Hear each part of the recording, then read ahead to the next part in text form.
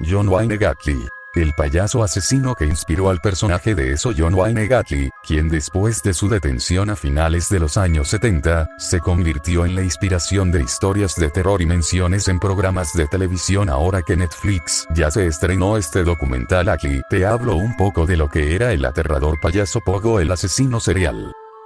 A lo largo de la historia, han existido personajes capaces de influenciar de cierta manera la cultura popular, para bien o para mal, y eso también ha ocurrido con algunos asesinos, quienes han gozado de fama a pesar de sus actos.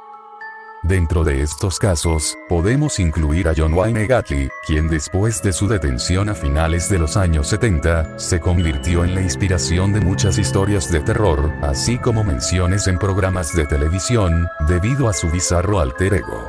Debido a su terrorífica historia y sus crímenes atroces, Netflix estrenó este 20 de abril una docuserie bajo el nombre de Las cintas de John Wayne Gacy, donde se escuchan más de 121 minutos de confesiones, narrado por testigos y víctimas. La infancia de John Wayne Gacy nació un 17 de marzo de 1942 en Chicago, Illinois, en Estados Unidos, siendo el segundo de 3 hermanos, ambas mujeres, siendo siempre desde muy pequeño alguien muy protegido y apegado a sus hermanas y madre. Gacy desde joven sufrió de obesidad, y era constantemente golpeado por su padre, quien era un alcohólico que abusaba físicamente de todos en la casa. Algunos especialistas han señalado que esto provocó problemas en el chico en la adolescencia durante el desarrollo de su sexualidad. A pesar de que la infancia de Gacy no parecía tener problemas en lo financiero, los abusos de su padre le hicieron la vida complicada.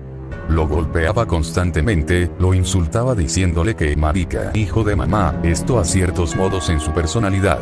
A la edad de 9 años, un amigo de la familia abusó sexualmente de él, mientras que a los 11 sufrió un golpe en la cabeza que le provocó coágulo de sangre que no le fue descubierto hasta los 16 años, cuando comenzó a sufrir desmayos. Se sabe que esto se debe a que su padre nunca le creyó y aseguraba que solo actuaba para dar lástima. De igual manera, asistió a 4 colegios distintos, sin poder graduarse de ninguno de ellos, terminando por mudarse a Las Vegas, por recomendación de su padre, donde comenzó a trabajar de ayudante en una morgue. Los inicios de sus crímenes no se sabe realmente, pues Gacy jamás lo admitió. Sin embargo, se especula que, trabajando en ese lugar, pudo dar rienda a sus primeras fantasías. Aunque parezca que fue un chico poco sobresaliente, la realidad es que Gacy destacó siempre en todo aquello que realizaba. Tenía un carácter fuerte y capaz de convencer a cualquier de ser alguien apartamento para el trabajo. En cada una de las actividades que realizó, empleos que ejerció, siempre terminaba escalando y lograba los puestos más altos, era competitivo y, sobre todo, se esforzaba por estar siempre entre los mejores. Esa personalidad lo llevó a ser alguien respetado en la sociedad, llegando también a culminar estudios en la Northwestern Business College. Mientras trabajaba como aprendiz en la compañía de zapatos Numbush, en 1964 se mudó a Springfield en Illinois, donde fue vendedor y conoció a Marlene Myers, con quien se casó. En esos años también logró ascender a vicepresidente de una compañía.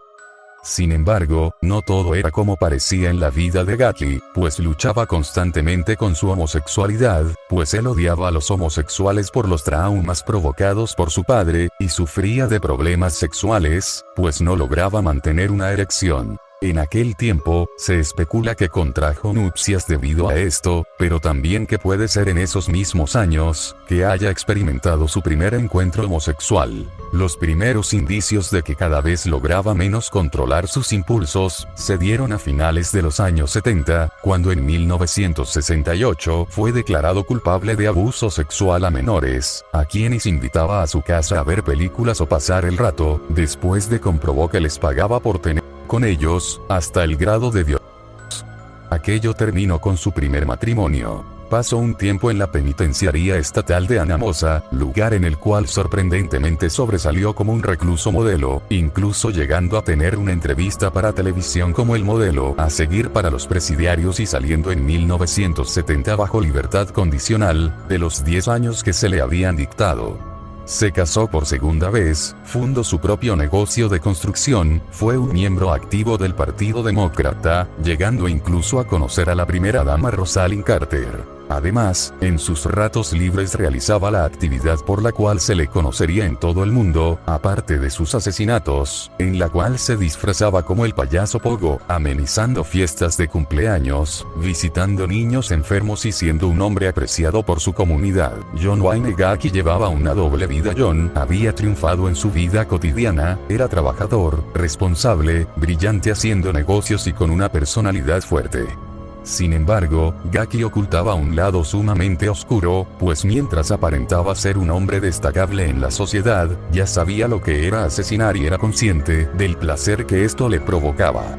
Tras su detención, confesó que el primer asesinato lo realizó en 1972, cuando apuñaló a un chico que había invitado a ver películas. Por alguna razón, abrirlo y ver cómo brotaba la sangre del cuerpo que se retorcía, le produjo un placer que jamás había sentido. Casado y con 2 hijas, Gacy da sus primeros pasos como asesino en serie. Sus impulsos sexuales eran incontrolables y su lucha interna por la atracción que sentía hacia los chicos jóvenes y su odio hacia los homosexuales era insostenible. Al igual que en el momento que fue detenido la primera vez, se empezó a rodear de jóvenes que buscaban empleo, ahora en su negocio de construcción, pero ahora debía ser diferente, si se iba a dejar llevar por sus deseos, no podía dejar testigos.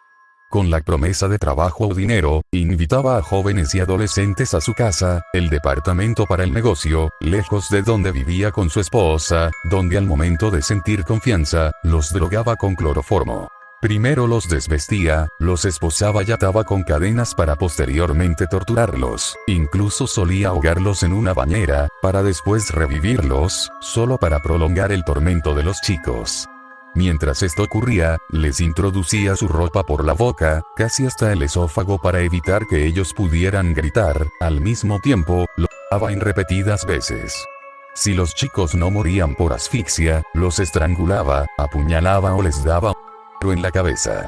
Se sabe que Gacy en un principio se deshizo de algunos cuerpos en ríos cercanos, pero tras sufrir una dolencia en la espalda, junto a lo inseguro que se sentía al salir a la calle con los cuerpos, lo hizo cambiar de método, comenzando a enterrarlos bajo su casa. En un pequeño espacio que fungía de subterráneo en la casa, comenzó a acumular los cuerpos de los jóvenes que asesinaba. Gacy confesó haber asesinado a un total de 33 hombres entre 1972 y 1978. ¿Cómo fue su detención? Las múltiples desapariciones en la zona tenían alertadas a las autoridades, sin embargo, y como suele darse en estos casos, no contaban con evidencias sólidas, ni sospechosos. Pero la desaparición de un chico de 15 años llamado Robert Piest, quien según la declaración de la preocupada madre, había salido a una entrevista de trabajo con un tal Gacy, terminó por encaminar a los investigadores hacia John. Después de contactarlo e investigarlo, el detective encargado del caso descubrió los antecedentes de Gacy y su paso por la cárcel por abuso de menores, lo cual lo puso en alerta. Al momento de revisar la casa del sospechoso, un terrible hedor a putrefacción golpeó a los agentes, que no dudaron en investigar a fondo el lugar. En el sitio, encontraron material porco, esposas, candados, cadenas y varios materiales punzocortantes, pero el hallazgo más espantoso se dio cuando uno de los policías encontró el subterráneo. Entre policías y voluntarios, comenzaron a desenterrar uno por uno los cadáveres que parecía no parar de salir del suelo de la casa de Gacy, los cuales fueron enumerando, un lugar que se encontraba ya rodeado de vecinos y periodistas. Un total de 28 cadáveres fueron encontrados en la casa, mientras que otros 5 se hallaron en el río Des Plaines. En el juicio declaró que odiaba a los homosexuales, pero que no le apetecía tener sexo con mujeres, pues con ellas debía ligar antes de consumar el acto y él era alguien ocupado, no podía tener tiempo para eso. Sin embargo, todas sus víctimas no presentaban indicios homosexuales y todas tenían edades entre los 14 y 21 años de edad. Se mostró de manera despectiva por sus víctimas, casi de manera inhumana, despertando incluso la antipatía y odio por parte del jurado. Gacy no parecía darse cuenta del monstruo que era y aunque se trató de alegar locura o sexo consensuado, algo que no se otorgó. Se le diagnosticó como un psicópata sumamente egoísta, egocéntrico y extremadamente peligroso, siendo condenado a 21 cadenas perpetuas y 12 penas de muerte. En prisión, Gaki solo gozó de fama, era el asesino más prolífico del país norteamericano y sus fotos vestido como payaso le habían dado la vuelta al mundo entero. Recibió propuesta de matrimonio, vendió pinturas realizadas por él mismo. Escritores, músicos, directores de cine, todos pedían espacio para poder hablar y tomarse una foto con él, algo que parecía casi inaudito tomando en cuenta los motivos por los que fue apresado.